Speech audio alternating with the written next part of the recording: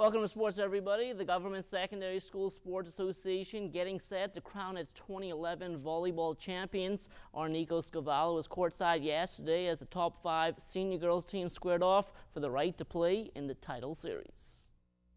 GSSA volleyball in top form at the Donald Davis Gym with playoff action underway.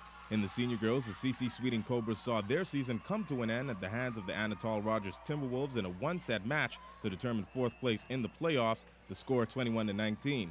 In the regular season matchup of the same two teams just moments prior, Anatole Rogers also won 21-20, 13-19, and 15-13. Coach Bain for the Timberwolves spoke about his team's performance in the win. They played really hard. They tried their best. They fought. They were able to stay in command. The service was good. They passed the ball well. But hats off to the girls. I'm just filling in, so they basically are playing on their own. So they're doing a pretty good job. Oral Neek Burrows also gave a synopsis of the win from a player's perspective. We played to 3 play, but since we couldn't get it done properly, we did our best, and that's all that matters. Once we play our best, we'll always be victorious. In the second match, the C.I. Gibson Rattlers would face off against the C.V. Bethel Stingrays for the first playoff match. The Stingrays gave it their all, but just couldn't outlast the Rattlers, who won in 3 sets, 16-19, 20-18, and 15-13. A relieved Margaret Albury shared her thoughts on the game. It was satisfactory. They played the way they know how today. They moved to the ball. We had a few hiccups with persons not playing the ball after they have called for it. But our passing was on, and relatively, I guess our serves were good as well. Meanwhile, coach for the Stingrays, Glenda Gilcoot, addressed just what went wrong for her Stingrays. Communication, covering up and talking, that was our weakest point today. We let so much ball drop and we wasn't talking. Some of the veteran players, they wasn't stepping up to the plate and covering my weaker players what they're supposed to do. In the other playoff matchup between Anatole Rogers and C.R. Walker, it would be the C.R. Walker Knights who would punch their ticket into the championships with a convincing beatdown of the Timberwolves in straight sets. For ZNS Total Sports, I'm Nico Scavella.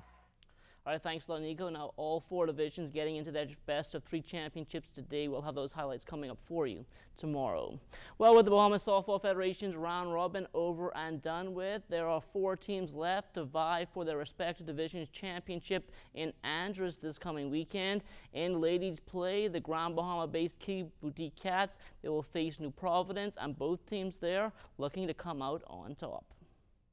I find the matchup to be very competitive. You know, we're going to go out there. We don't want to take any team lightly, so we're still going to go out there and put out our best regardless of whatever happens.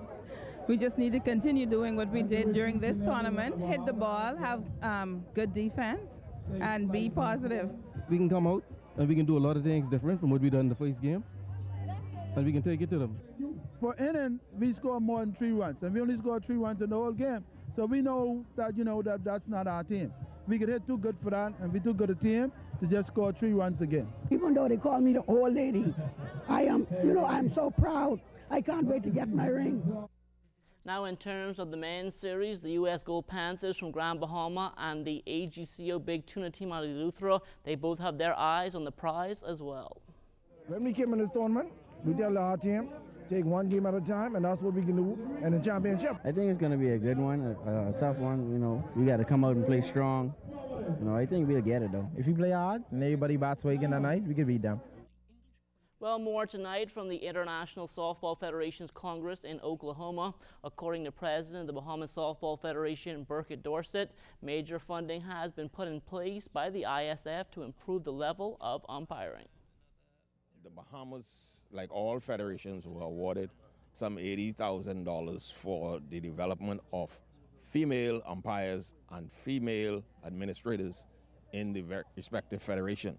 So the whole confederation is going to place emphasis on the introduction of female umpires and administrators around the English Caribbean.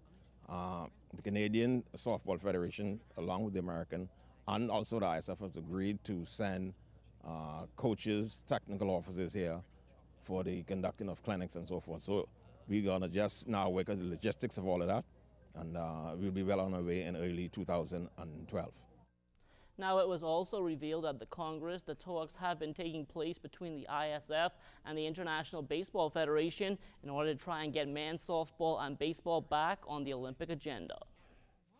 The Baseball Federation wants to tie up with softball so as to get baseball and softball back in the 2020 Olympics. The countries there voted against it at this point in time, and they asked the ISF to go back to the IOC for some other clarification, because they are of the opinion that softball can go it on their own. They don't need baseball to go along with them. In the information supplied by Dawn Porter to the Congress, softball is now on that short list of the ISF. So when they meet in April of next year, Porter is of the opinion that softball would be in the 2020 Olympics. Unfortunately, we didn't see baseball there. So especially the European countries, they wanted it, but the Latin Americans, along with Canada, the Americas voted against softball taking up with baseball to fight the IOC for reinstatement. Well, this coming weekend, the LW Young Golden Eagles will host their inaugural preseason basketball tournament. For more on that, we check in with Charles Fisher. The first annual school tournament will be played Friday and Saturday at the Kendall Jill Isaacs Gymnasium for junior school age players under the age of 15. Has been created to create an avenue for junior high schools to gain more playing time prior to the start of their regular seasons. We are so very delighted that many of the junior schools, both private and government, have accepted our invitation to be a part of the tournament.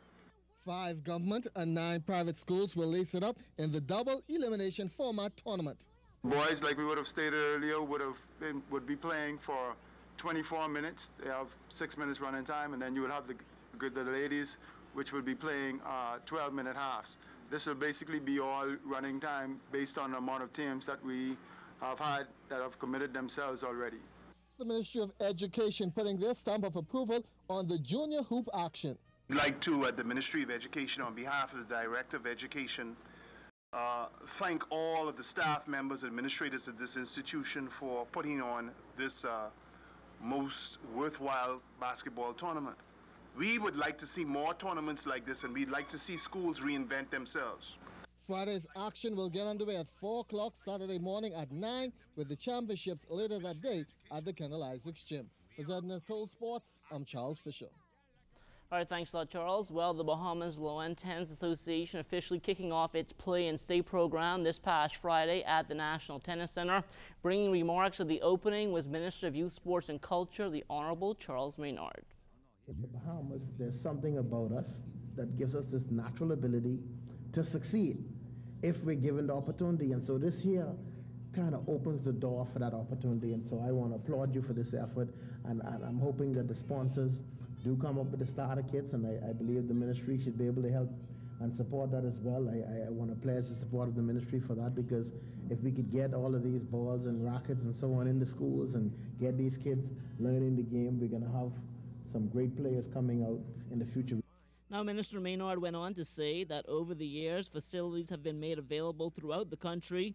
However, there haven't been any dedicated individuals assigned for structured programs to be put in place. For Minister Maynard, the Play and Stay is a good way to get that initiative started. These people who are on the front line, these people who work inside the schools, are who are going to create that interest. Now it's up to us as the regular citizens of the country to make sure that that interest that is created in these schools by these teachers could be complemented in the afternoons and on the weekends in these various community parks. Sandy Treco and Evelyn Shaw were 2 of the physical education teachers who took part in the workshop. We have a sailing club at Columbus Primary School, and of course we've done swimming before, so I thought tennis would be very good to do something different. With everything that's going on, I feel that this program here, physically and mentally, will do wonderful for the students. They can learn and they can be exposed to everything else. And hopefully in the future, we will have 1 or 2 students from Thelma, Gibson that will be playing tennis internationally. After about 2 minutes or so, everybody got on the court and we actually played tennis, and that's what you need. You need them to actually go out and play the game. Curtis Gonzalez was brought in from Trinidad to conduct the workshop. He tells us how it went. So far, responding so good. As I said, the course now start, and it's, during the next couple of days, we'll see how they respond. Now, this workshop would not have been possible without sponsorship. So coming on board to help out were the Vlasov family and the paint place. I'm a gardener by nature, and I